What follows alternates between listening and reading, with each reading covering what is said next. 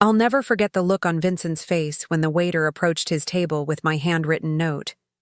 Pure, unadulterated terror washed over him like a midnight storm hitting a calm shore. His emerald green eyes, the same ones that had whispered sweet lies to me that very morning, widened to the size of dinner plates. His confident smile, the one he'd been flashing at the stunning brunette across from him, crumbled into something resembling a deer caught in headlights. If there were Academy Awards given for best performance by a cheating husband caught absolutely red-handed, Vincent Hartwell would have swept every single category that evening at Bella Court, the most exclusive restaurant in downtown Millbrook. Before we dive back in, let us know in the comments where you're watching from. And if this story resonates with you, don't forget to subscribe, because tomorrow's story is something truly special I can't wait to share. But let me tell you something.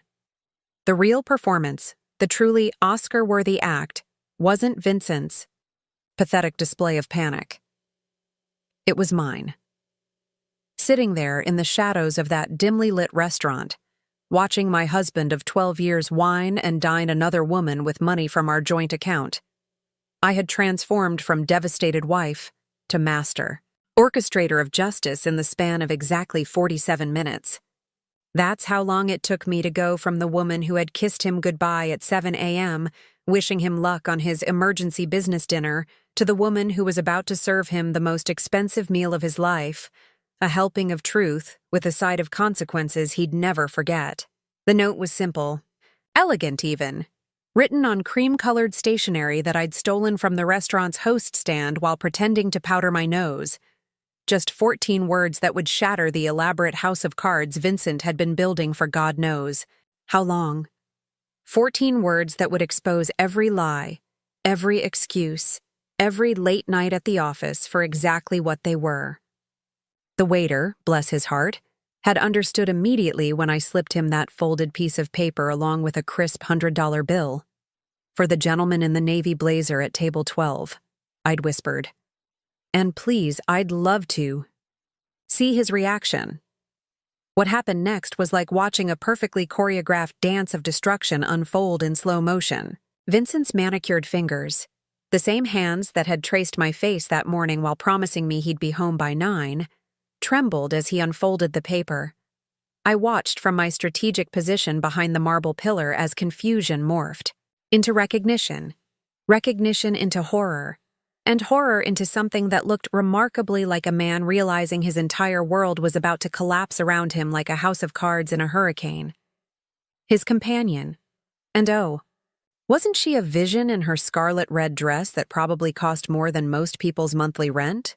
Leaned forward with concern written across her perfectly sculpted features.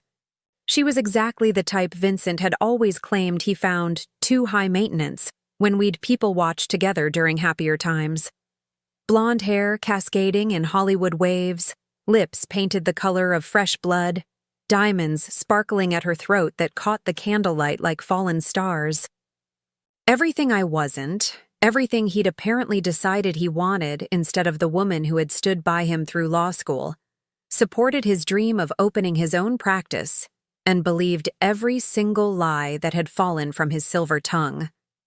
The water glass slipped from Vincent's grasp as if his nervous system had simply forgotten how to function.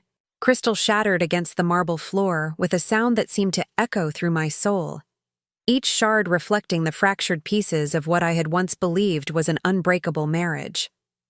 Other diners turned to look, some with mild curiosity, others with the kind of voyeuristic interest that people have when they sense drama unfolding in real time. But Vincent wasn't looking at the broken glass. He wasn't looking at his dinner companion's increasingly concerned expression. He wasn't even looking at the note that had caused this spectacular meltdown. No, his eyes were frantically scanning the restaurant like a trapped animal searching for an escape route, because somewhere in his cheating heart, he knew exactly who had sent that message. He knew I was there, watching, waiting, orchestrating this moment with the precision of a master chess player moving her pieces into position for checkmate. That's when I decided to give him what he was looking for. I stood up from my table, emerging, from behind the pillar like a ghost materializing from the shadows, and our eyes met across that crowded restaurant. In that electric moment of recognition, I saw 12 years of marriage flash through his expression. Our wedding day, our first apartment, the promises we'd made, the dreams we'd shared, the life we'd built together that he had apparently decided wasn't enough. But I also saw something else in those familiar green eyes. The dawning realization that the woman he'd underestimated, the wife he'd taken for granted, the partner he'd betrayed so callously was not going to go quietly into the night. I was not going to disappear with a whimper and a settlement agreement. I was not going to make this easy for him. I raised my wine glass, a beautiful Bordeaux that I'd ordered specifically for this moment, in a mock toast. The gesture was subtle enough that other diners might have mistaken it for a friendly acknowledgement, but Vincent knew better. He understood exactly what that raised glass meant. Game over, darling. Checkmate. Your move. And then, with the kind of grace that comes from righteous fury and 12 years of practicing law alongside him, I turned and walked toward the exit, my heels clicking against the marble floor like a countdown timer marking the end of his comfortable existence. I didn't run. I didn't cause a scene. I didn't give him or his mistress the satisfaction of seeing me break down, because this wasn't the end of my story. This was just the beginning of his reckoning. It took a lot of care and time to prepare and narrate this for you. So if you're enjoying it, a quick subscribe really helps and means the world to us. All right, let's get back to it. Let me back up and properly introduce myself. I'm Sophia Hartwell, and until exactly 4 hours before that moment at Bellacourt, I was just a devoted wife who believed her 12-year marriage was built on a foundation of mutual respect, shared dreams, and unshakable trust. I was the woman who still got butterflies when Vincent walked through our front door after a long day at his law firm. The same woman who had spent the last decade and a half believing that we were partners in every sense of the word, in business, in life, in love. I was a successful family therapist with my own practice in the heart of Millbrook's medical district, helping couples navigate their relationship challenges while ironically remaining completely blind to the cracks forming in my own marriage. How's that for professional irony? Every day, I sat across from husbands and wives who couldn't communicate, who had grown apart, who struggled with trust issues, and I guided them back to each other with the confidence of someone who believed she had it all figured out. Meanwhile, my own husband was living a double life right under my expertly trained nose. Vincent and I had met during our final year at Westfield University. He was the charismatic law student who could charm professors and classmates alike with his quick wit and those devastating green eyes. I was completing my master's in psychology, drawn to his intelligence and what I foolishly believed was his integrity.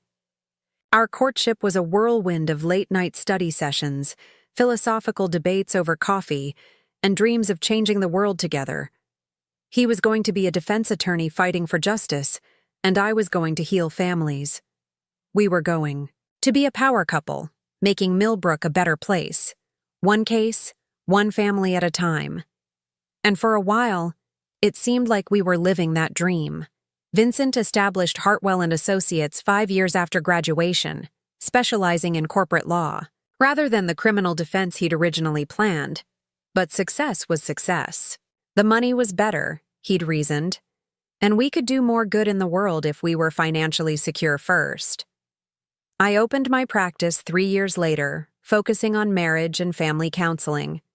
We bought the beautiful colonial house on Elmwood, drive with the white picket fence and the garden where I spent Saturday mornings tending to roses that Vincent would surprise me with throughout the week, cutting fresh bouquets for my office. We were the couple other people envied. The Hartwells who hosted dinner parties where Vincent's lawyer colleagues would mingle with my therapist friends, creating a perfect blend of intellect and warmth. We were the couple who took annual trips to Tuscany, who could finish each other's sentences, who had inside jokes that made us laugh until our sides hurt. At least, that's what I thought we were. I was the wife who never questioned why Vincent started working later and later. In my profession, I understood the demands of building a successful practice. I was supportive when he began traveling more frequently for client development, even when it meant eating dinner alone 3 nights a week. I was understanding when he became distant, attributing it to stress and the pressure of growing his firm. After all, I was busy too, with my own clients depending on me to help them navigate their relationships while mine was apparently crumbling without my notice. Vincent was the husband who still brought me coffee in bed every Sunday morning, who remembered to call my mother on her birthday, who would leave little notes in my briefcase telling me how proud he was of my work. He was the man who held me when I cried after particularly difficult sessions with clients, who listened to me vent about the heartbreak I witnessed daily in my office. He was my best friend, my confidant, my safe harbor in a world that could be cruel and unpredictable. Or, so I believed. Looking back now, I can see the signs that my professional training should have caught. The new cologne that appeared on his dresser. A sophisticated, expensive scent that replaced the familiar woody fragrance I'd been buying him for birthdays and Christmas for years. The way he started keeping his phone face down during dinner, when he used to share funny memes and work stories throughout our meals. The sudden interest in upgrading his wardrobe, trading his comfortable, well-worn suits for designer pieces that made him look like he'd stepped out of a magazine. But I explained it all away with the same patience and understanding I showed my clients. Men sometimes needed to reinvent themselves as they approached their 40s. Success brought new pressures and new opportunities to expand one's horizons. A thriving law practice meant cultivating a more polished image. These weren't red flags. They were natural evolution. At least that's what I told myself. I was the woman who trusted so completely that when Vincent told me he had an emergency client dinner that Tuesday evening, something about a potential merger that required immediate attention, I didn't just believe him. I admired his dedication. I was proud that my husband was the kind of lawyer clients could count on, even if it meant sacrificing our planned quiet evening at home. I had even helped him choose his outfit that morning, straightening his navy blazer and telling him how handsome he looked, how lucky his clients were to have such a dedicated advocate. I kissed him goodbye at exactly 7:03 a.m., reminding him to eat something substantial since he'd probably be stuck in meetings all day and might not have time for lunch. That was the woman I was 4 hours ago. Trusting, supportive, completely, and utterly clueless about the elaborate deception that had been unfolding around me for months, maybe years. That woman believed in forever. That woman believed in the sanctity of marriage vows. That woman believed that love and trust were enough to build a life on. But that woman was about to die a very sudden, very brutal death. The call that shattered my world came at 2:47 p.m. on a Tuesday afternoon, right in the middle of my session with the Parkers, a couple struggling with infidelity issues. The irony wasn't lost on me later, but in that moment, I was completely focused on helping Margaret Parker work through her feelings of betrayal, while her husband sat across from my office couch, fidgeting with his wedding ring and avoiding eye contact. My phone, which I always kept on silent during sessions, lit up with a text from my college roommate and longtime friend, Rachel Morrison.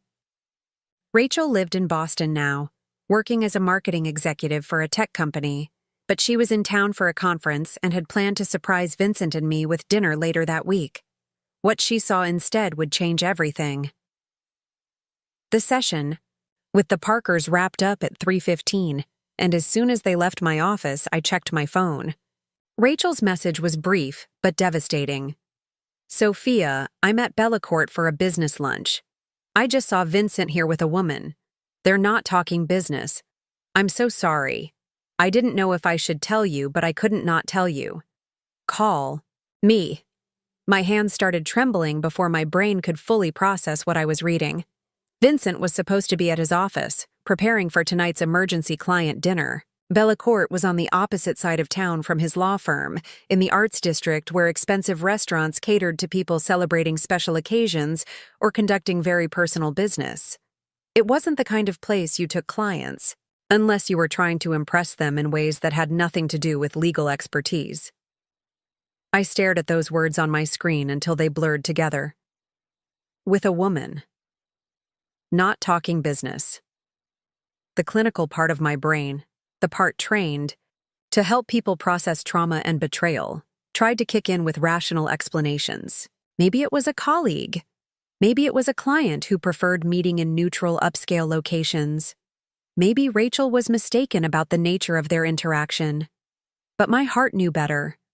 My heart was already cataloging all those little changes I'd noticed and dismissed. The new cologne, the updated wardrobe, the way he'd started going to the gym religiously after years of claiming he was too busy, the sudden interest in trying new restaurants around the city, as if he was scouting locations for something. The way he'd been taking phone calls in his car lately, claiming the reception was better outside. I called Rachel immediately, my voice sounding strange and distant even to my own ears. "Are you absolutely certain it was Vincent?" "Honey, I've known your husband for 15 years. It was definitely him." Rachel's voice was gentle but firm. And Sophia, the way they were sitting, the way he was looking at her. This wasn't a business meeting. He was holding her hand across the table. They were sharing dessert. She was wearing this gorgeous emerald necklace that caught the light every time she moved, and he kept reaching over to touch it, to touch her. An emerald necklace. My birthstone. Vincent knew emeralds were my favorite gemstone because my birthday was in May, and he'd given me emerald earrings for our 5th anniversary. The thought that he was now admiring emeralds on another woman's neck felt like a physical blow to my chest. "What did she look like?" I asked, though I wasn't sure I wanted to know. Tall, blonde, probably early 30s. Stunning. In an intimidating sort of way. Designer everything. Her dress looked like it cost more than my monthly rent. She had this confidence about her, like she was used to being the most beautiful woman in any room she entered. The opposite of me in almost every way. I was brunette, average height, and while I took care of myself, I'd never been the type to turn heads when I walked into a room. I was approachable, warm, the kind of woman people felt comfortable confiding in. Apparently, Vincent had decided he wanted something different. Someone who looked like she belonged in magazines rather than sitting across from crying couples in a therapist's office. "How long have they been there?" I managed to ask. "I got here about 30 minutes ago, and they were already well into their meal. From the look of things, they've been here for a while." "Sophia, I hate being the one to tell you this, but they look comfortable together. Like this isn't their first time." The words hit me like a sledgehammer to the chest. This wasn't a moment of weakness, a single lapse in judgment that might be explained away or forgiven. This was an established relationship, complete with intimate gestures and comfortable familiarity. This was Vincent living an entirely separate life that I knew nothing about. I sank into my office chair, staring out the window at the parking lot where Vincent's car wasn't parked because he was supposedly at his office across town, preparing for his business dinner tonight. The business dinner that was apparently happening right now, just not with the kind of business I'd imagined. "Are they still there?" I asked. "Yes, they just ordered coffee. It looks like they're settling in for a while." My mind started racing with calculations. Bellacourt was a 20-minute drive from my office if I hit traffic right. I could be there before they finished their coffee. I could walk in and confront them both, create the kind of scene that would embarrass Vincent in front of his, what was she? His girlfriend? His mistress? The woman he was apparently planning to spend the evening with while telling me it was business? But something deeper than rage was taking over. Something colder and more calculated. If I stormed in, there now, emotional and unprepared, Vincent would have the advantage. He was a lawyer, trained to think quickly under pressure, skilled at crafting explanations that sounded plausible even when they were complete fabrications. He would find a way to minimize this, to make me feel like I was overreacting, to convince Me that what I was seeing wasn't what I thought it was. No. If I was going to confront my husband's betrayal, I was going to do it on my terms, with the element of surprise firmly in my corner. "Rachel," I said, my voice steadying with newfound resolve, "I need you to do me a favor. Keep watching them, but don't let them see you. Text me when they're getting ready to leave. I'm coming over there, but I'm not going to confront them." "Not yet." "What are you planning to do?" I stared at my reflection in my office window, watching as the devastated wife began to transform into something harder, more dangerous. "I'm going to get a front row seat to my husband's lies. And then I'm going to show him exactly what happens when you underestimate the woman you promised to love and honor for the rest of your life." The drive to Bellacourt felt like the longest 20 minutes of my life, but also like preparation for battle. By the time I pulled into the parking lot, I knew exactly what I was going to do. I sat in my car outside Bellacourt for exactly 7 minutes, watching other couples walk hand in hand through the restaurant's elegant glass doors, completely oblivious to the fact that my entire world was crumbling just 20 feet away from their romantic dinners. My hands gripped the steering wheel so tightly that my knuckles had turned white, and I could feel my heart hammering against my ribcage like a caged bird desperate for escape. But I needed proof. Real, undeniable, concrete evidence that would make it impossible for Vincent to manipulate his way out of this with his silver tongue and legal training. Rachel's eyewitness account was devastating, but Vincent was skilled at creating reasonable doubt, at making people question what they thought they'd seen. I'd watched him work his magic in our social circles before, smoothing over awkward situations with charm and carefully crafted explanations that made everyone feel foolish for ever doubting him. I pulled out my phone and called the restaurant, directly putting on my most professional voice, the same tone I used when conducting intake calls for new therapy clients. "Good afternoon. This is Dr. Hartwell's office calling to confirm an appointment. I believe Mr. Vincent Hartwell has a reservation there today?" The hostess was immediately helpful. "Oh yes, Mr. Hartwell. He's one of our regular guests. He's here right now, actually, at his usual table for 2. Would you like me to get him a message?" His usual table. Regular guest. The words hit me like physical blows. This wasn't a one-time indiscretion or a moment of weakness. This was a pattern, a routine, a whole separate life that Vincent had been living while I remained completely oblivious at home, planning our future and believing in our forever. "No message necessary," I managed to say. "I just wanted to confirm he was there. Thank you." I hung up and immediately called Vincent's law firm, asking to speak with him directly. His secretary, Janet, picked up on the second ring with her usual cheerful efficiency. "Hartwell and Associates, this is Janet speaking."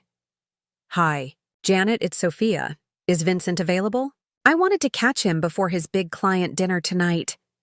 There was a pause that lasted just a fraction too long. "Oh, Mrs. Hartwell, I'm sorry. But Mr. Hartwell left the office around noon today. He said he had an important off-site meeting that would run through the evening. He mentioned he might not be back in the office until tomorrow morning." An off-site meeting. That was Vincent's story to his secretary, just like the emergency client dinner was his story to me. I wondered how many different versions of tonight's events he'd crafted, tailoring each lie to his specific audience. "Did he mention where this meeting was taking place?" I asked, keeping my voice light and curious rather than suspicious. "No, he just said it was confidential client business. You know how he is about maintaining attorney-client privilege." Yes, I knew exactly how he was about maintaining secrets. Apparently, he was better at it than I'd ever imagined. I thanked Janet and hung up, then immediately opened my banking app to check our joint account activity. What I found there made my stomach drop to somewhere around my ankles. Over the past 3 months, there had been regular charges to Bellacourt, always for exactly 2 people, always on Tuesday afternoons, always charged to our joint credit card. The same card I used to buy groceries and pay for my office supplies, blissfully unaware that I was also funding my husband's affair. but that wasn't the worst part. As I scrolled through the charges, I found a pattern of expenditures that painted a picture of a double life so elaborate it would have impressed fiction writers. Jewelry purchases from Tiffany & Co., charges to La Perla, an upscale lingerie boutique, flowers from the most expensive florist in Millbrook, delivered to an address I didn't recognize, hotel charges for the Grandview Resort, a luxury spa destination, about an hour outside the city, always booked for romantic weekend packages. My hands were shaking so badly I could barely hold my phone steady. Every purchase was a betrayal, every charge a lie, every transaction proof that while I'd been building what I thought was our life together, Vincent had been building a completely separate existence with someone else. I screenshot every suspicious charge, methodically building a digital file of evidence that no amount of Vincent's legal expertise could explain away. The emerald necklace Rachel had mentioned? There it was. A $4,200 charge to Morrison Fine Jewelry from 2 weeks ago. The same week, Vincent had told me he was too busy with work to celebrate our wedding anniversary properly, promising we'd do something special when things calmed down at the firm. The lingerie purchases made me physically nauseous. Vincent hadn't bought me anything intimate in years, claiming he wasn't good at picking out those kinds of things. Apparently, he'd developed quite the talent when shopping for someone else. Called Morrison Fine Jewelry next, again using my professional voice. Hi, this is Dr. Hartwell calling about a recent purchase my husband made. Vincent Hartwell? I believe he bought an emerald necklace about 2 weeks ago. The sales associate was immediately enthusiastic. Oh, yes. Mr. Hartwell is such a romantic.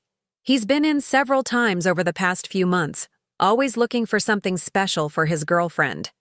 The emerald necklace was a particularly beautiful piece. He said green was her favorite color because it matched her eyes. Her favorite color. Her eyes. Not mine. Vincent knew perfectly well that my eyes were brown and that emeralds were special to me because of my birthday, not my eye color. He'd created an entirely new romantic narrative with this woman, complete with intimate details and personal preferences that had nothing to do with his wife. He mentioned they were celebrating a special milestone. The sales associate continued cheerfully. 6 months together, I think he said. He was very specific about wanting something that would commemorate the occasion properly. 6 months. Vincent had been maintaining this relationship for half a year, long enough to establish anniversaries and milestones worth celebrating with expensive jewelry. While I'd been worrying about his stress levels and increased work hours, he'd been falling in love with someone else. I thanked the jeweler and hung up, then sat in my car staring at the restaurant entrance, processing the magnitude of what I'd discovered. This wasn't an affair. It was a complete alternate life. Vincent hadn't just betrayed our marriage. He'd systematically constructed an elaborate deception that involved our finances, our time, and apparently our future. My phone buzzed with another text from Rachel. They're asking for the check. Looks like they're getting ready to leave soon. Are you here yet? I looked up at Bellacourt's elegant facade, its warm lighting spilling onto the sidewalk where other couples were arriving for their own dinners, their own celebrations, their own presumably honest relationships. In a few minutes, Vincent would walk out of that restaurant with his mistress, probably planning to head back to whatever hotel room he'd booked for their evening together, completely unaware that his wife was sitting 50 feet away with enough evidence to destroy the careful fiction he'd been living. But I wasn't going to confront them in the parking lot like some desperate, hysterical wife. I had a better idea. A much better idea. I texted Rachel back. I'm here. When they leave, follow them discreetly and let me know where they go next. I'm going inside to have a little chat with their waiter. It was time to turn Vincent's own romantic evening against him. I waited exactly 12 minutes after Rachel texted me that Vincent and his mistress had left the restaurant, giving them enough time to clear the immediate area before I made my entrance. During those 12 minutes, I transformed myself from devastated wife into calculated strategist, checking my appearance in the rearview mirror and applying a fresh coat of lipstick with hands that had finally stopped trembling. The woman who stepped out of that car was not the same woman who had answered Rachel's devastating phone call 2 hours earlier. This woman had purpose. This woman had a plan. The hostess at Bellacourt greeted me with the kind of polished warmth that expensive restaurants cultivate like a fine wine. "Good evening. Welcome to Bellacourt. Do you have a reservation?" "Actually, I'm hoping you can help me with something rather delicate," I said, sliding a crisp $50 bill across the mahogany hostess stand.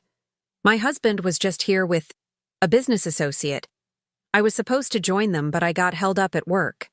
"Vincent Hartwell? I believe they were at his usual table?" Recognition flickered across her face immediately. "Oh yes, Mr. Hartwell. Such a lovely couple. They just left about 15 minutes ago. I'm so sorry you missed them." A lovely couple.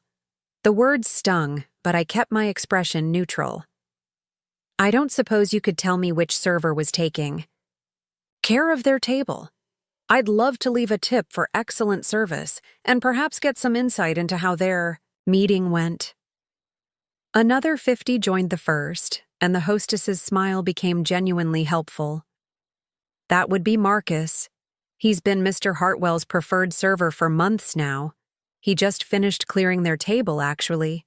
I'm sure he'd be happy to speak with you." She led me through the restaurant's elegantly appointed dining room, past tables of couples sharing intimate dinners and business associates closing deals over expensive wine. The irony wasn't lost on me that I was walking through a temple to romance and fine dining while planning what might be the most calculated act of revenge of my life. Marcus turned out to be a distinguished man in his early 50s with silver hair and the kind of professional bearing that suggested decades of experience reading people and situations. When the hostess introduced me as Mrs. Hartwell and discreetly withdrew, his expression immediately became more guarded. "Mrs. Hartwell?" he said carefully. I wasn't aware that Mr. Hartwell was married. The admission hit me like a physical blow, but I'd prepared myself for this. Of course, Vincent hadn't mentioned having a wife. That would have complicated his romantic narrative considerably. "I can see this is awkward," I said, keeping my voice steady and professional. "I'm not here to create a scene or put you in an uncomfortable position. I'm here because I need to understand exactly what my husband has been doing with his Tuesday afternoons." Marcus glanced around the restaurant nervously, clearly weighing his options. The professional in him wanted to maintain client confidentiality, but the human in him was obviously struggling with the moral implications of what he'd been witnessing. "Perhaps we could speak privately?" I suggested, gesturing toward a quiet corner booth that had just been vacated. "I promise you, I'm not looking to cause trouble for you or the restaurant. I just need the truth." We sat across from each other in the dimly lit booth, and I could see Marcus making his decision. Finally, he leaned forward slightly and spoke in a low voice. "Mrs. Hartwell, I've been serving your husband and Ms. Crawford for approximately 6 months now. They come in every Tuesday at exactly 2:30. Always request the same corner table. Always order the same bottle of wine to start. In my experience, that level of routine suggests, well, an established relationship, Ms. Crawford." Finally, the mystery woman had a name. It felt strange to put such a normal, everyday surname on the person who had unknowingly helped destroy my marriage. "Can you tell me about their behavior together?" I asked. "I need to understand the nature of their relationship." Marcus looked uncomfortable, but continued. "They're very affectionate, hand-holding, intimate conversation, the kind of body language you see with couples who are deeply involved with each other. Ms. Crawford often wears jewelry that your husband comments on admiringly. Last week, I overheard him telling her how beautiful she looked in the emerald necklace he'd given her. The emerald necklace. Hearing about it from a third party made it somehow more real, more devastating. Vincent had been sharing intimate moments with this woman, buying her jewelry, creating memories that had nothing to do with our marriage. "Have you overheard any of their conversations?" I pressed gently. Marcus hesitated, then seemed to make a decision. "Mrs. Hartwell, I want you to know that I've served many couples over the years, and I can usually tell the difference between casual dating and serious relationships. Your husband and Ms. Crawford, they talk about the future. I've heard discussions about weekend trips, about meeting each other's friends, about plans for the holidays. The holidays. Vincent and I had already started making Thanksgiving plans, discussing whether to host my parents or travel to see his family in Colorado. All while he was apparently making entirely different holiday plans with another woman. Is there anything else you think I should know? I asked. Marcus was quiet for a long moment, clearly wrestling with how much to reveal. Finally, he spoke again. 3 weeks ago, your husband asked me about private dining rooms. He said he was planning something special for Ms. Crawford's birthday. Next month, something that required absolute privacy and romance. He put down a deposit for our most exclusive suite. A birthday celebration. Private dining room. Vincent was planning elaborate romantic gestures for this woman while barely remembering to acknowledge my own birthday the month before with a hastily purchased bouquet from the grocery store. Marcus? I said, pulling out my phone and showing him a photo of Vincent and me from our last anniversary dinner. I need you to do something for me, and I'll make it worth your while. He studied the photo, his expression growing increasingly troubled as he recognized Vincent. What do you need, Mrs. Hartwell? Next Tuesday, when they come in for their usual lunch, I want you to deliver a message to my husband. A very specific message that I'm going to write out for you. I reached into my purse and pulled out a small notebook and pen. But first, I need you to tell me everything you remember about their conversations. Every detail, every plan they've made, every intimate moment you've witnessed. For the next 20 minutes, Marcus provided me with a devastating catalog of my husband's secret life. Weekend getaways to wine country that coincided with Vincent's supposed business trips. Discussions about Ms. Crawford's job at a marketing firm downtown, which explained how they'd likely met during some professional interaction. Plans for a Christmas vacation to Aspen that sounded remarkably similar to the trip Vincent had suggested we take together. Most painfully, Marcus had overheard Vincent telling Ms. Crawford about his unhappy marriage to a woman who was more like a roommate than a wife, someone who was too focused on her career to nurture their relationship. The lies were so elaborate, so detailed, that I realized Vincent had been crafting this alternate narrative for months, maybe longer. As Marcus spoke, I took careful notes, building a comprehensive picture of the life Vincent had been living without me. Every detail would be useful for what I was planning. Every overheard conversation another piece of ammunition for the confrontation I was orchestrating. When he finished, I looked up from my notes and met his eyes. Marcus, I'm going to write something down, and next Tuesday I want you to deliver it to Vincent exactly as you would any other message. Can you do that for me? He nodded slowly. Mrs. Hartwell, for what it's worth, I'm sorry you're going through this. In all my years of service, I've never enjoyed watching someone live a lie. I smiled grimly and began writing, crafting the perfect message. One that would shatter Vincent's comfortable deception in the most public, humiliating way possible. The trap was set. Now I just had to wait for Tuesday to spring it. The following. Tuesday arrived with the kind of crisp autumn clarity that made everything seem sharper, more defined. I had spent the previous 6 days meticulously planning every detail of what I'd come to think of as Vincent's Judgment Day.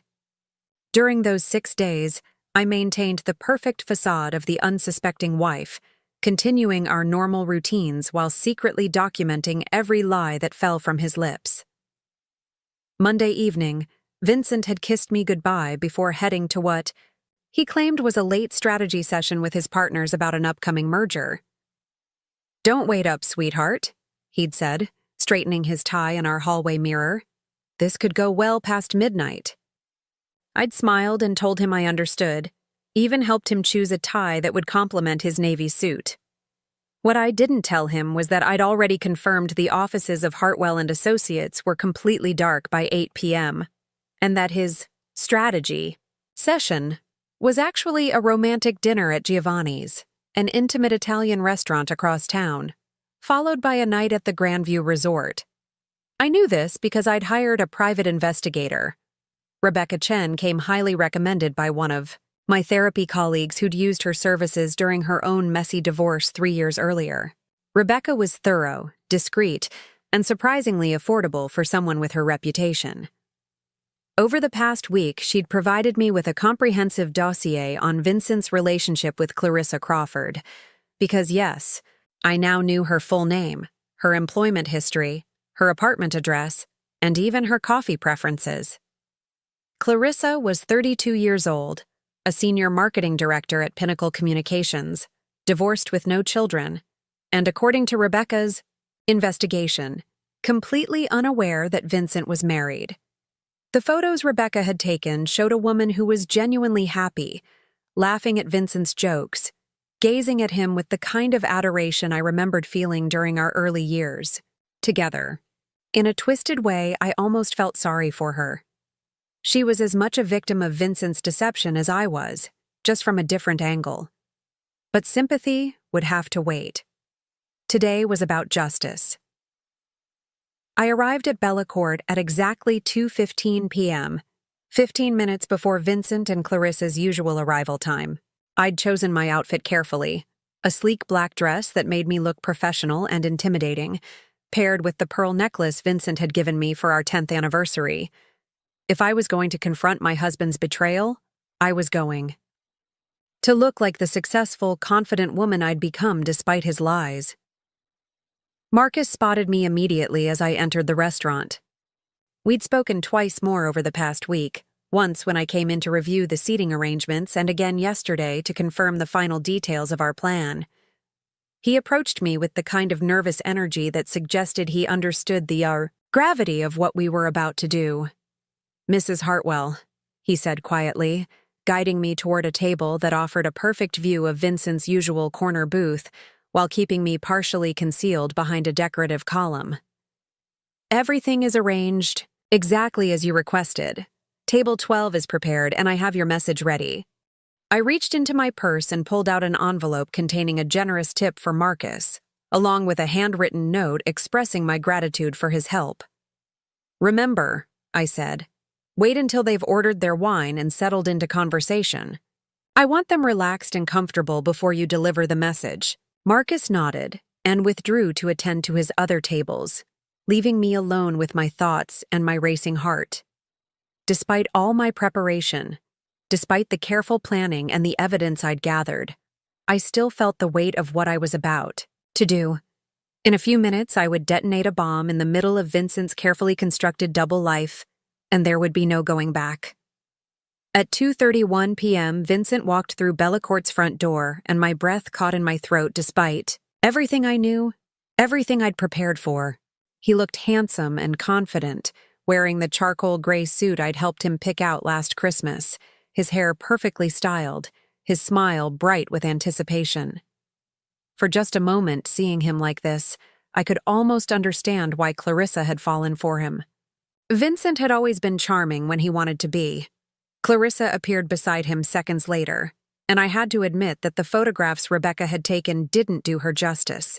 She was stunning in person, tall and elegant in a way that spoke of expensive personal trainers and regular spa treatments. Her blonde hair fell in perfect waves past her shoulders, and she wore a burgundy dress that probably cost more than most people's monthly salary. The emerald necklace, my emerald necklace, purchased with my money, caught the restaurant's ambient lighting and sparkled like captured starlight against her pale skin. But it was their body language that truly drove home the reality of their relationship. Vincent's hand rested possessively on the small of her back as they followed the hostess to their table. Clarissa leaned into him naturally, comfortably, the way couples do when they've moved past the awkward early stages of romance into something deeper and more intimate. When they were seated, Vincent immediately reached across the table to take her hand, bringing it to his lips in a gesture that had once been reserved exclusively for me. I watched as they settled into their familiar routine, Vincent helping Clarissa with her coat, both of them laughing at some private joke, their heads close together as they perused the wine list. They looked happy. They looked like they belonged together. They looked like everything I'd thought Vincent and I were, but apparently never had been. Marcus approached their table with perfect timing, just as they'd finished ordering their usual bottle of Bordeaux and were relaxing into what they clearly expected to be another romantic lunch. I could see Vincent's face clearly from my vantage point, could observe every nuance of his expression as Marcus leaned down and spoke quietly into his ear. "Excuse me, Mr. Hartwell, but I have a message for you from someone who wanted to make sure you received it today." Vincent looked puzzled but not alarmed as Marcus placed the folded piece of cream-colored stationery beside his wine glass. I'd spent considerable time crafting the message, writing and rewriting until the words carried exactly the impact I wanted them to have. "From someone?" Vincent asked, his brow furrowing with confusion. "Yes, sir. A woman who said you'd know exactly who she was once you read it." Vincent picked up the note with casual curiosity, unfolding it with the same easy confidence he brought to everything in his life. I held my breath as his eyes scanned the words I'd written, watching as his expression shifted from puzzlement to recognition to absolute, paralyzing terror. The message was simple, direct, and devastating. "Hello, darling. I know about Clarissa. The emerald necklace, the Tuesday lunches, the weekend getaways, and the private dining room you've reserved for her birthday. Your wife would like a word. Turn around." And that's when I stood up from behind the column and let him see me. Wine glass raised in a mock toast, my smile sharp enough to cut glass. The moment Vincent's eyes met mine across that crowded restaurant was electric in the most devastating way possible. I watched 12 years of marriage flash across his face in real time. Our wedding day, our first apartment, lazy Sunday mornings, shared dreams, whispered promises. All of it crumbling into dust as the reality of his situation hit him, like a freight train. His face went through a spectacular transformation that would have been almost comical if it weren't destroying my life.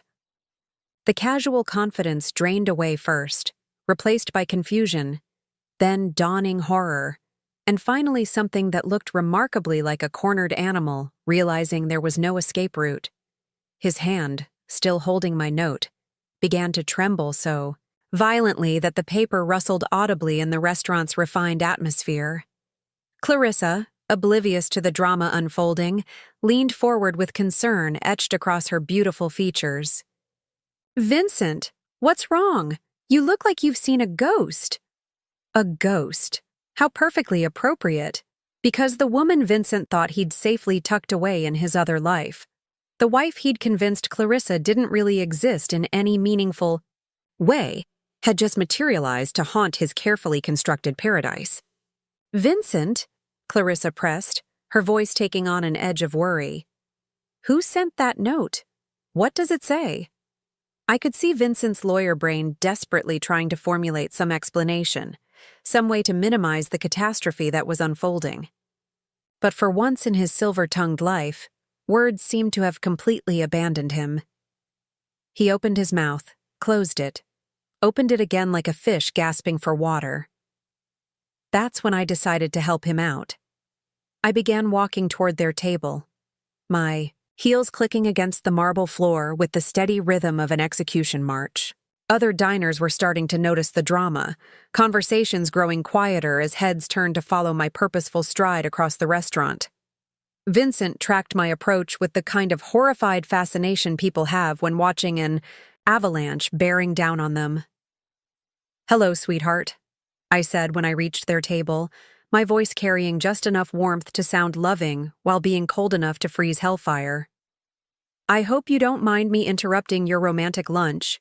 Clarissa's head snapped up, her green eyes, the ones Vincent had apparently written poetry about, according to Rebecca's surveillance reports, widening with confusion.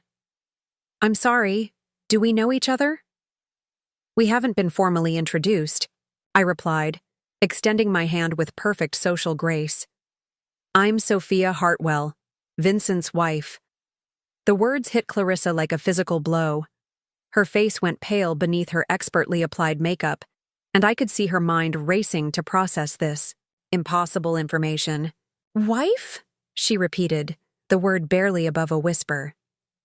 Vincent finally found his voice, though it came out as a strangled croak. "Sophia, what are you doing here? This isn't what it looks like." I laughed then, a sound that was equal parts bitter and genuinely amused. "Really, Vincent, it's not what it looks like. Because from where I'm standing, it looks exactly like my husband having a romantic lunch with his mistress, wearing the tie I helped him choose this morning, at the restaurant where you've been meeting every Tuesday for 6 months. Clarissa's hand flew to her throat, touching the emerald necklace that had become such a symbol of Vincent's betrayal. "Vincent, you told me you were divorced. You said your marriage ended years ago, that you were just waiting for the paperwork to be finalized. Did he now?" I turned my attention to Clarissa, and despite everything, I felt a stab of genuine sympathy for her. "That's interesting, because we renewed our vows just 18 months ago, in Hawaii. I have pictures if you'd like to see them." The restaurant had grown noticeably quieter, other diners now openly staring at our table as the drama unfolded. Marcus hovered nearby, clearly torn between professional discretion and morbid fascination. Vincent made one last desperate attempt to regain control of the situation. "Sophia, please, can we discuss this privately? This isn't the place for..." "For what, Vincent? For honesty? For truth? For acknowledging that you've been living a double life while I've been planning our future?" I pulled out my phone and scrolled to the screenshots I'd taken of our bank statements. "Should we discuss this privately the way you privately spent $4,000 on her necklace using our joint account? Or the way you privately booked romantic getaways while telling me you were on business trips?" Clarissa's face had gone from pale to a sickly shade of green. "Vincent, is this true? Are you really married? Are you really still living with her?" "It's complicated," Vincent said weakly. "No, it's really not," I interjected. "It's actually quite simple. Vincent is married to me. We live together in the house on Elmwood Drive. We share a bed, a bank account, and until about a week ago, I thought we shared a future. The only complicated part is how he managed to convince you otherwise." Clarissa stood up abruptly, her chair scraping against the floor with a harsh sound that echoed through the suddenly quiet restaurant. "I need to go," she said, her voice shaking. "I can't. This is insane. Vincent, you told me she was basically a stranger, that you hadn't been intimate in years, that you were just waiting for the right time to file divorce papers. We made love last Sunday morning," I said quietly, watching Vincent flinch as if I'd struck him. "Right after he brought me coffee in bed and told me how much he loved me." I reached into my purse and pulled out an envelope containing a generous tip for Marcus, along with a handwritten note expressing my gratitude for his help. "Remember," I said, "wait until they've ordered their wine and settled into conversation. I want them relaxed and comfortable before you deliver the message." Marcus nodded and withdrew to attend to his other tables, leaving me alone with my thoughts and my racing heart. Despite all my preparation, despite the careful planning and the evidence I'd gathered, I still felt the weight of what I was about to do. In a few minutes, I would detonate a bomb in the middle of Vincent's carefully constructed double life, and there would be no going back. At 2:31 p.m., Vincent walked through Bellacourt's front door, and my breath caught in my throat despite everything I knew, everything I'd prepared for. He looked handsome and confident, wearing the charcoal gray suit I'd helped him pick out last Christmas, his hair perfectly styled, his smile bright with anticipation. For just a moment, seeing him like this, I could almost understand why Clarissa had fallen for him. Vincent had always been charming when he wanted to be. Clarissa appeared beside him seconds later, and I had to admit that the photographs Rebecca had taken didn't do her justice. She was stunning in person, tall and elegant in a way that spoke of expensive personal trainers and regular spa treatments. Her blonde hair fell in perfect waves past her shoulders, and she wore a burgundy dress that probably cost more than most people's monthly salary. The emerald necklace, my emerald necklace, purchased with my money, caught the restaurant's ambient lighting and sparkled like captured starlight against her pale skin. But it was their body language that truly drove home the reality of their relationship. Vincent's hand rested possessively on the small of her back as they followed the hostess to their table. Clarissa leaned into him naturally, comfortably, the way couples do when they've moved past the awkward early stages of romance into something deeper and more intimate. When they were seated, Vincent immediately reached across the table to take her hand, bringing it to his lips in a gesture that had once been reserved exclusively for me.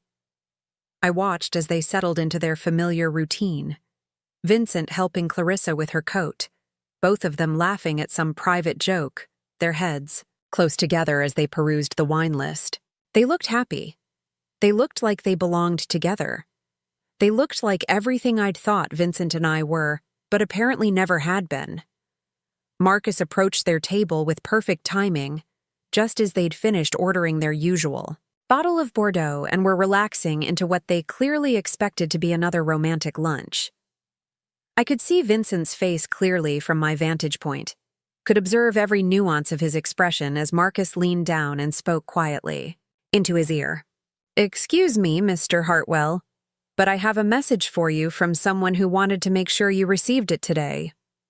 Vincent looked puzzled but not alarmed as Marcus placed the folded piece of cream-colored stationery beside his wine glass. I'd spent considerable time crafting the message, writing and rewriting until the words carried exactly the impact I wanted them to have. "From someone?" Vincent asked, his brow furrowing with confusion. "Yes, sir. A woman who said you'd know exactly who she was once you read it." Vincent picked up the note with casual curiosity, unfolding it with the same easy confidence he brought to everything in his life. I held my breath as his eyes scanned the words I'd written, watching as his expression shifted from puzzlement to recognition to absolute paralyzing terror. The message was simple, direct, and devastating. "Hello, darling. I know about Clarissa, the emerald necklace, the Tuesday lunches, the weekend getaways, and the private dining room you've reserved for her birthday. Your wife would like a word. Turn around." And that's when I stood up from behind the column and let him see me, wine glass raised in a mock toast, my smile sharp enough to cut glass. The moment Vincent's eyes met mine across that crowded restaurant was electric in the most devastating way possible. I watched 12 years of marriage flash across his face in real time. Our wedding day, our first apartment, lazy Sunday mornings, shared dreams, whispered promises. All of it crumbling into dust as the reality of his situation hit him, like a freight train. His face went through a spectacular transformation that would have been almost comical if it weren't destroying my life. The casual confidence drained away first, replaced by confusion, then dawning horror, and finally something that looked remarkably like a cornered animal realizing there was no escape route. His hand, still holding my note, began to tremble so violently that the paper rustled audibly in the restaurant's refined atmosphere. Clarissa, oblivious to the drama unfolding, leaned forward with concern etched across her beautiful features. "Vincent, what's wrong? You look like you've seen a ghost." A ghost? How perfectly appropriate. Because the woman Vincent thought he'd safely tucked away in his other life, the wife he'd convinced Clarissa didn't really exist in any meaningful way, had just materialized to haunt his carefully constructed paradise. "Vincent?" Clarissa pressed, her voice taking on an edge of worry. "Who sent that note? What does it say?" I could see Vincent's lawyer brain desperately trying to formulate some explanation, some way to minimize the catastrophe that was unfolding. But for once in his silver-tongued life, words seemed to have completely abandoned him. He opened his mouth, closed it, opened it again like a fish gasping for water. That's when I decided to help him out. I began walking toward their table, my heels clicking against the marble floor with the steady rhythm of an execution march. Other diners were starting to notice the drama, conversations growing quieter as heads turned to follow my purposeful stride across the restaurant. Vincent tracked my approach with the kind of horrified fascination people have when watching an avalanche bearing down on them. "Hello, sweetheart," I said when I reached their table, my voice carrying just enough warmth to sound loving while being cold enough to freeze hellfire. "I hope you don't mind me interrupting your romantic lunch." Clarissa's head snapped up, her green eyes, the ones Vincent had apparently written poetry about according to Rebecca's surveillance reports, widening with confusion. "I'm sorry. Do we know each other?" "We haven't been formally introduced," I replied, extending my hand with perfect social grace. "I'm Sophia Hartwell, Vincent's wife." The words hit Clarissa like a physical blow. Her face went pale beneath her expertly applied makeup, and I could see her mind racing to process this. "Impossible information? Wife," she repeated, the word barely above a whisper. Vincent finally found his voice, though it came out as a strangled croak. "Sophia, what are you doing here? This isn't what it looks like." I laughed then, a sound that was equal parts bitter and genuinely amused. "Really, Vincent? It's not what it looks like? Because from where I'm standing, it looks exactly like my husband having a romantic lunch with his mistress, wearing the tie I helped him choose this morning at the restaurant where you've been meeting every Tuesday for 6 months. Clarissa's hand flew to her throat, touching the emerald necklace that had become such a symbol of Vincent's betrayal. "Vincent, you told me you were divorced. You said your marriage ended years ago, that you were just waiting for the paperwork to be finalized. Did he now?" I turned my attention to Clarissa, and despite everything, I felt a stab of genuine sympathy for her. "That's interesting because we renewed our vows just 18 months ago. In Hawaii. I have pictures if you'd like to see them." The restaurant had grown noticeably quieter, other diners now openly staring at our table as the drama unfolded.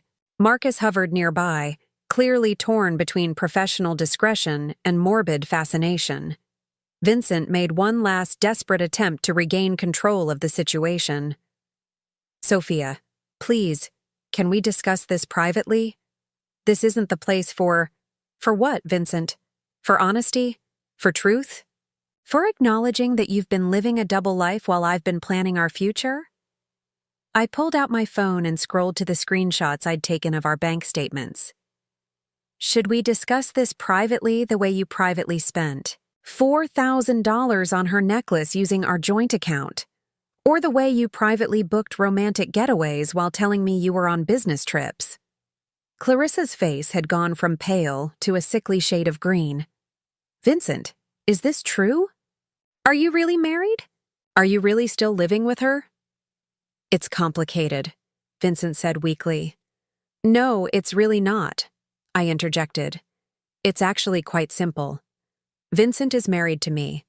We live together in the house on Elmwood Drive. We share a bed, a bank account, and until about a week ago I thought we shared a future. The only complicated part is how he managed to convince you otherwise."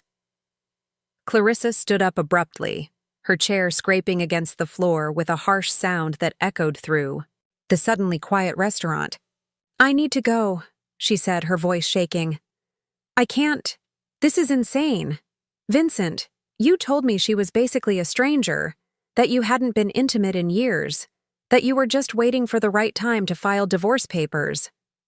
"We made love last Sunday morning," I said quietly, watching Vincent flinch as if I'd struck him. "Right after he brought me coffee in bed and told me how much he loved me." The devastation on Clarissa's face was almost painful to witness. She grabbed her purse with trembling hands, looking between Vincent and me as if we were both speaking a foreign language.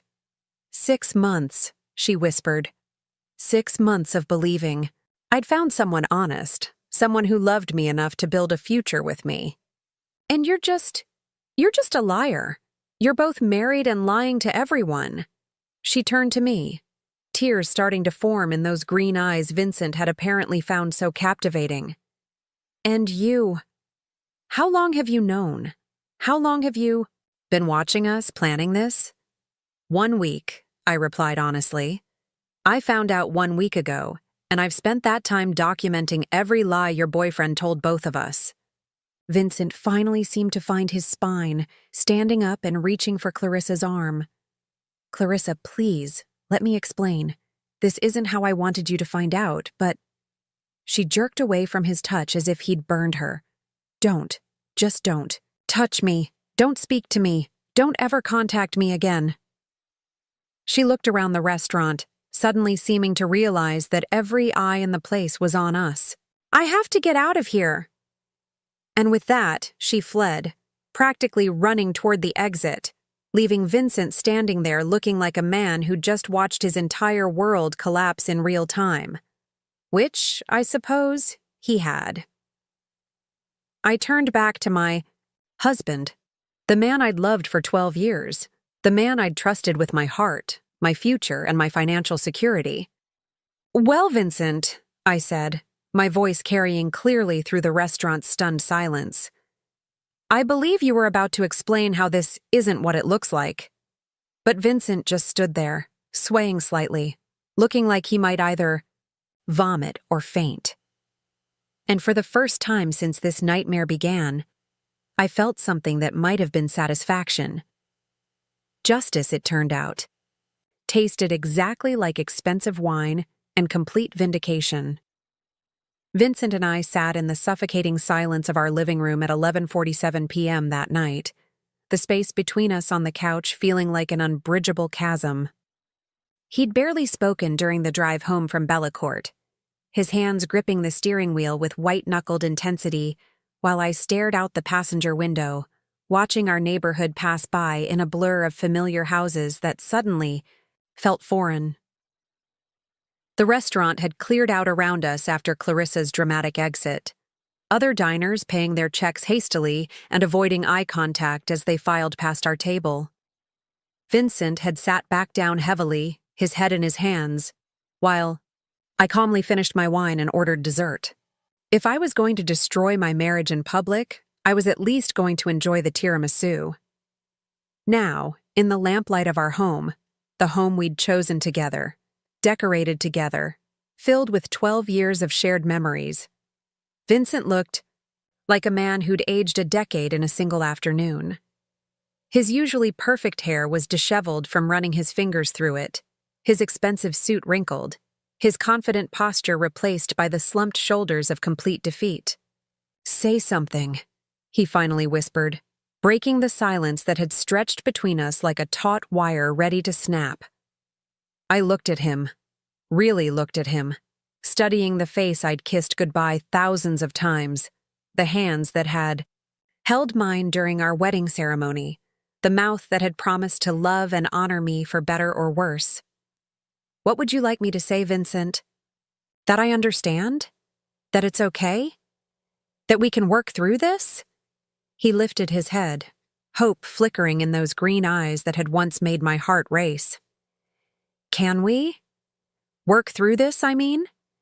The question hung in the air between us, loaded with 12 years of history and the smoking ruins of everything we'd built together. I stood up and walked to the mantelpiece, running my fingers along the framed photographs that documented our life together. Our wedding day, when we'd both looked so young and certain about our forever. Vacation pictures from Italy, Greece, Colorado, holiday celebrations with both our families, anniversary dinners, birthday parties, a dozen years of moments that I'd thought were precious to both of us. Tell me about her, I said, not turning around. Not the lies you told me, not the version you gave your secretary or your friends. Tell me the truth about Clarissa Crawford. Vincent was quiet for so long I thought he might not answer. When he finally spoke, his voice was barely audible. I met her at a legal conference 8 months ago. She was there representing her firm for a panel on marketing strategies for professional services. She was intelligent, confident, different from me, I finished when he trailed off. Different from us, he corrected. Different from what we'd become. Sophia, you have to understand, we'd been growing apart for years. We were like roommates sharing space, going through the motions of marriage without any real connection. I turned around then, studying his face. Is that really what you believed? That we were just roommates? Weren't we? He leaned forward, his voice taking on the persuasive tone I'd heard him use in court. When was the last time we had a real conversation that wasn't about schedules or bills or work? When was the last time you looked at me the way you used to? When was the last time we made love because we wanted each other, not just because it was expected? His words stung because there was a kernel of truth buried in them. We had fallen into routines, patterns of behavior that felt safe and comfortable, but perhaps lacked the passion of our early years. But that was marriage, wasn't it? The evolution from burning intensity to steady warmth, from desperate need to comfortable companionship? So you decided to find that passion somewhere else, I said. Instead of talking to me, instead of suggesting counseling, instead of working on us, you chose to betray everything we'd built together. It wasn't supposed to happen, he said, his voice breaking. It just evolved. One conversation led to another, then coffee, then dinner. By the time I realized what was happening, I was already in too deep. 8 months, Vincent. 6 months of regular Tuesday lunches, hotel rooms, jewelry, love letters. This wasn't a moment of weakness or a mistake. This was a relationship. You were building a life with her while lying to me every single day. He stood up and began pacing, the nervous energy that had served him well in courtrooms now making him look like a caged animal. You want to know the truth? The complete, honest truth? I was happy with her. For the first time in years, I felt alive again. I felt desired, appreciated, interesting. Clarissa looked at me like I was the most fascinating man in the world, not just someone to split the mortgage with. The honesty was brutal, but I'd asked for it. And that justified the lies? The deception?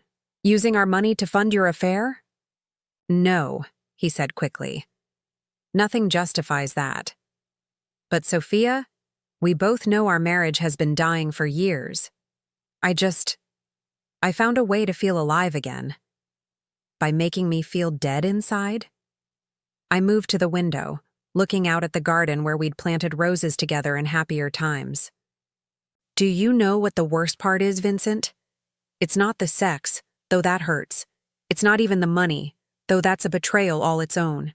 It's that you rewrote our entire history to justify your actions. You told her I was cold, career-obsessed, that our marriage was over in everything but name. You created a version of me that was the villain in your love story.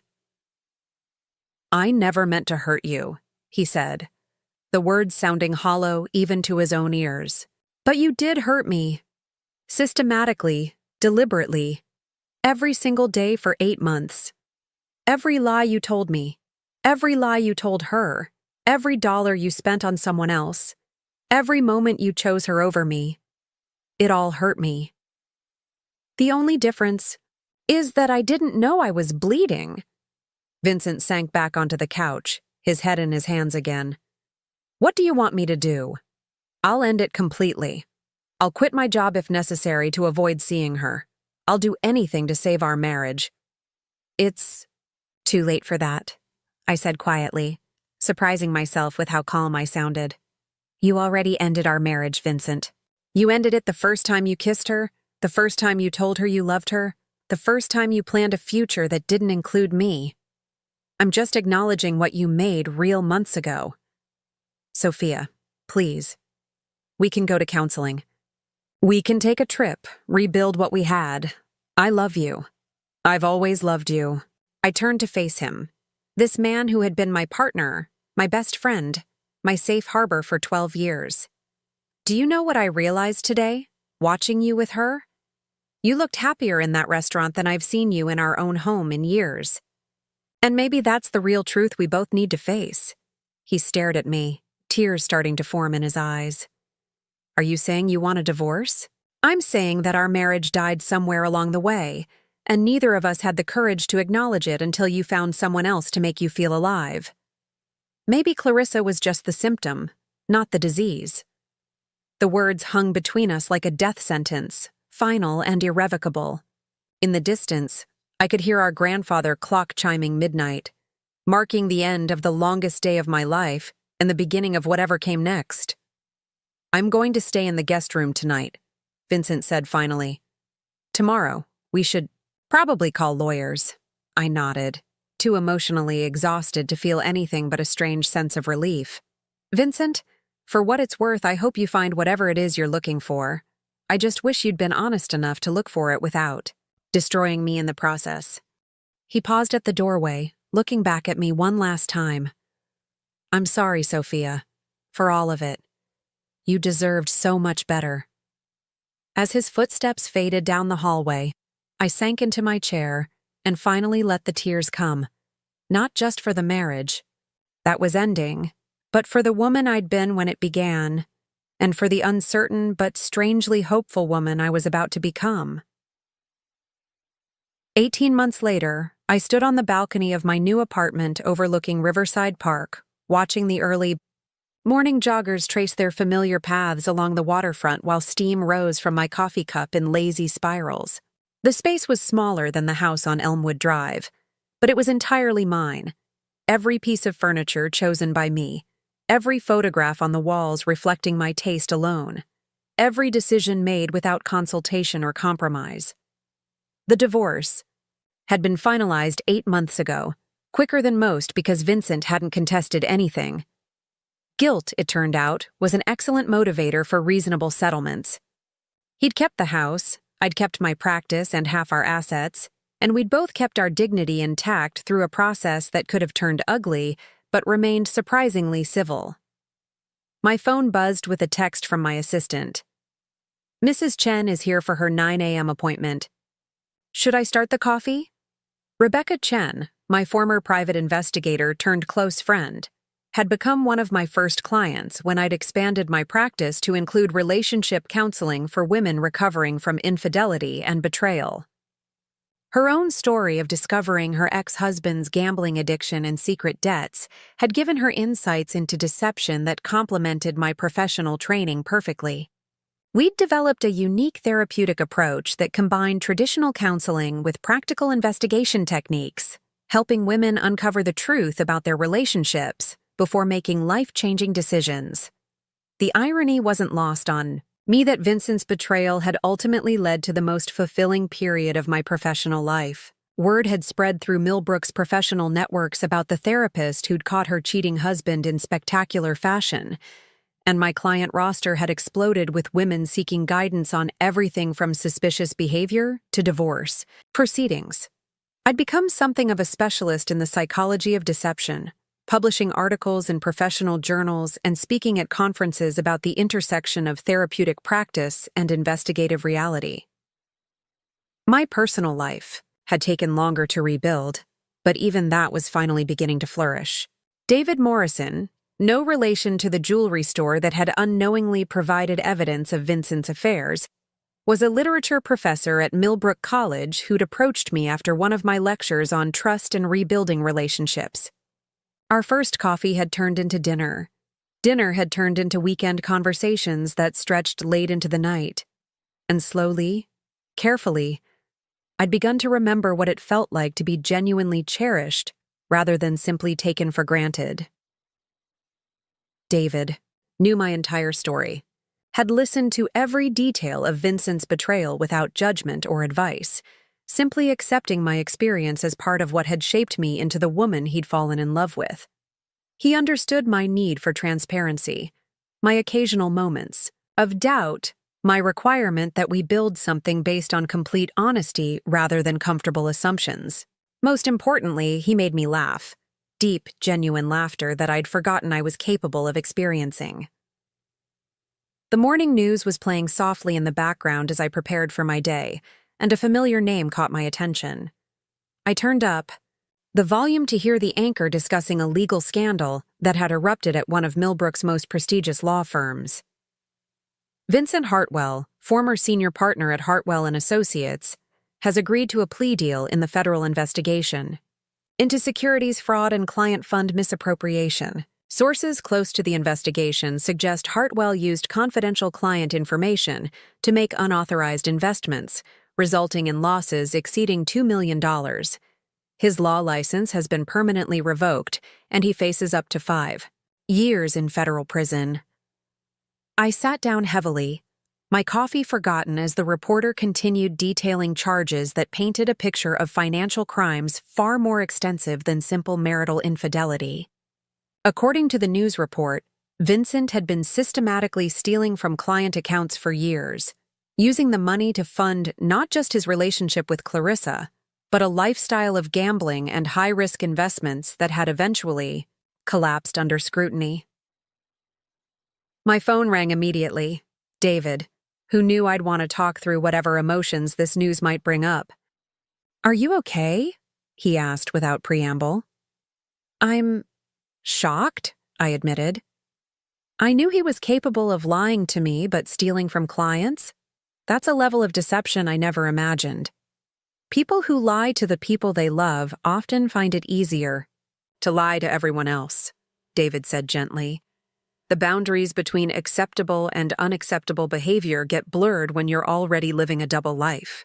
After we hung up, I found myself thinking about Clarissa Crawford, wondering how she'd processed the revelation that the man she'd fallen in love with was not just a cheating husband, but an actual criminal. According to the news reports, she'd been completely exonerated. Investigators had determined she'd been as much a victim of Vincent's deception as anyone else. Rebecca arrived for our session looking tired but determined, carrying the familiar folder that contained evidence of her latest case, a woman whose husband claimed to be working overtime while actually maintaining a secret apartment and a second family across town. "Did you see the news about Vincent?" she asked as we settled into my office. "Just now. It's surreal seeing your ex-husband's mugshot on the morning news. How do you feel about it?" It was a question I'd been asking myself since the story broke. Vindicated, I suppose, and grateful. If he'd been willing to steal from clients, what might he have eventually done to our joint accounts if I hadn't discovered the affair when I did? We spent the session discussing her current case, but my mind kept drifting to the woman I'd been 18 months ago. Trusting, naive, completely unaware that the man I'd built my life around was capable of such extensive deception. That woman would have been devastated by this news, would have blamed herself for not seeing the signs, would have wondered what other truths about her life had been lies. But the woman I'd become felt something different. Deep, profound gratitude for the note I'd sent through Marcus that day at Bellacourt. That single act of courage had saved me from years of additional deception, had freed me to build a life based on truth rather than comfortable illusions. That evening, as David and I prepared dinner in my small but cheerful kitchen, I found myself thinking about the message I'd written all those months ago. 14 words that had ended one life and begun another. 14 words that had transformed me from victim to survivor, to someone who now helped other women find their own courage to demand truth. "Penny for your thoughts?" David asked, noticing my contemplative mood. "I was thinking about second chances," I said, accepting the glass of wine he offered. "How sometimes the worst thing that happens to you turns out to be the thing that saves your life." He smiled, the expression reaching his eyes in a way that reminded me daily what authentic love actually looked like. "To second chances, then," he said, raising his glass. "To second chances," I agreed, "and to the courage to write our own ending." Outside, the sun was setting over Riverside Park, painting the sky in shades of gold and crimson. Somewhere across town, Vincent was probably preparing for a very different kind of future than any of us had imagined. But here, in this moment, surrounded by honest love and hard-won wisdom, I had never felt more grateful for the note that had changed everything. Sometimes the most powerful thing you can do is simply tell the truth, even when, especially when, it shatters the comfortable lies you've been living with, and sometimes, if you're very lucky, What grows from those shattered pieces turns out to be more beautiful than anything you could have imagined. Coming up next, you'll see 2 more stories we handpicked just for you. If this one struck a chord, you're going to love what's next. Tap to keep the journey going.